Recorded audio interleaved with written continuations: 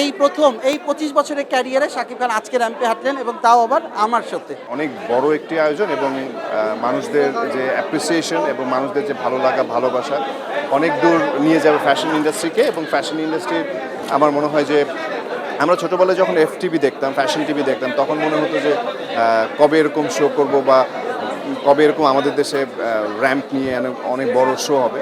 So আজকে Dhaka fashion day 2024-এর যে আয়োজন পিয়াল করেছে, পিয়ালকে অনেক বেশি থ্যাঙ্কস। এবং অবশ্যই আমি আরেকটা থ্যাঙ্কস জানাবো, সেটা নির্ঝরকে, যেটা হচ্ছে ভেনোরি, যেই কস্টিউমটা আমি পরে শো স্টপার হিসেবে হেঁটেছি।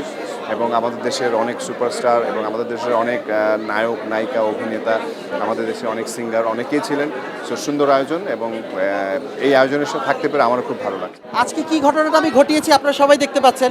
একটা ইম্পসিবল থিং আমি আজকে ঘটিয়েছি, যেটা সাধারণত অ্যাডভার্টাইজে সবাই বলে যে কি ইম্পসিবলকে পসিবল করাই অমুকের কাজ, কিন্তু আসলে এটা পিয়াল হোসেনের কাজ। বিকজ আজকে শাকিব খানকে দিয়ে 25 বছর পর আমার স্বপ্ন পূরণ হয়েছে যে তাকে আমি আমার র্যাম্পে হাঁটিয়েছি, আমার পোশাক ডিজাইন করা সে কাপড় পরেছে। এর থেকে বোধহয় সুখবর আর কিছু হতে পারে। যদিও আমি তার কস্টিউম তার সিনেমায় আমি আগে করেছি, কিন্তু র্যাম্প এ তো বিশাল ব্যাপার।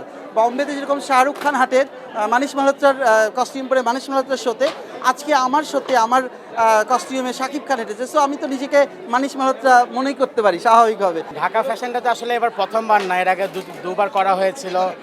এবার প্রথম দুবারের থেকে অবশ্যই অনেক বড় পর্যায়ে হয়েছে। আপনারা জানেন যে প্রথমবারের মতন শাকিব খান তার 25 বছরের ক্যারিয়ারে প্রথমবারের মতন শো স্টপার হিসাবে হেঁটেছে। আমাদের তরুণদেরকে নতুনদেরকে উনি এর আগেও বেশ সাপোর্ট করেছে, এবারও করলো। তো অবশ্যই অনেক বড় একটা আয়োজন ছিল ঢাকা ফ্যাশন ডে। এটা একটা চলমান প্রসেস। এই প্রসেসে আমরা এবছরে কলকাতা ফ্যাশন ডে করছি, দুবাই ফ্যাশন ডে করছি এবং লন্ডন ফ্যাশন ডে করছি। এভাবে ওয়ার্ল্ডের যে বিখ্যাত সিটিগুলো আছে ওই সিটিগুলোতে ফ্যাশন ডে করার আমাদের পরিকল্পনা আছে। এত কষ্ট করার পর যখন শাকিব খান সুপারস্টার স্টেজে উঠেছে এবং সবাই অনেক অ্যাপ্রিসিয়েট করছে, তো আমার খুব ভালো লেগেছে। আমি একজন কোরিওগ্রাফার, আমি চেষ্টা করি ভালো কিছু দেওয়ার। যদি অর্গানাইজার আমাকে ডাকে অবশ্যই ভালো কিছু করে, তাহলে আমি অবশ্যই করে দিব।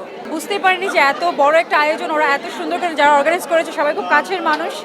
সো তাদের পরিকল্পনা আগে থেকেই জানতাম, খুব টেনশনেও ছিলাম যদি নিজেদের মানুষের সবাই করছে যে সুন্দরভাবে শেষ করতে পারবে কিনা। খুবই ভালো হয়েছে, খুবই ভালো হয়েছে। আজকে অনেকদিন পর সবার সাথে দেখা হয়েছে, তার মধ্যে আজকে আমরা ফিল্মের আর্টিস্টে সবাই একসাথে হেঁটেছি। সো সব কিছু মিলে আসলে খুবই আনন্দের ব্যাপারটা। তার মধ্যে অ্যাওয়ার্ড পেয়েছি, অফকোর্স অনেক ভালো লাগছে। পক্ষপাতের ভিড়ে আজ থেকে কোনো পক্ষ নয়, খবর হবে নিরপেক্ষ।